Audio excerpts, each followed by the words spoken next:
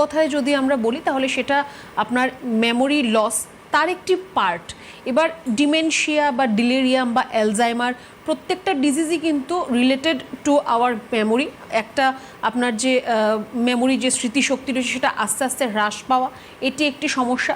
ডিলিরিয়ামের মধ্যে যেটা হয় সেটা এপিসোডিক্যাল হয়, মানে আপনার কখনো হয়তো আপনি ভুলে যাচ্ছেন কোনো কথা, যে আপনি সকালবেলা আপনি কি করেছেন বা কি খেয়েছেন সেটা আপনি দুপুরবেলা ভুলে যাচ্ছেন, বা রাত্রিবেলার দিকে আপনি ভুলে যাচ্ছেন, বা আপনার কখনো হয়তো আপনার সারাউন্ডিংসে কি চলছে আপনি সেটা বুঝতে পারছেন না।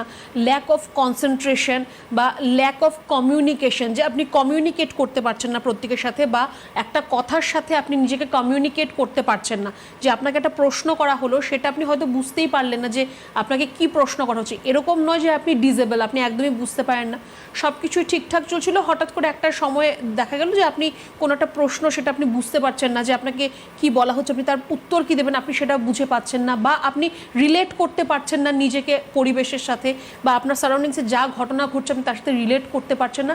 একে ডিলিরিয়াম বলা হয়ে থাকে।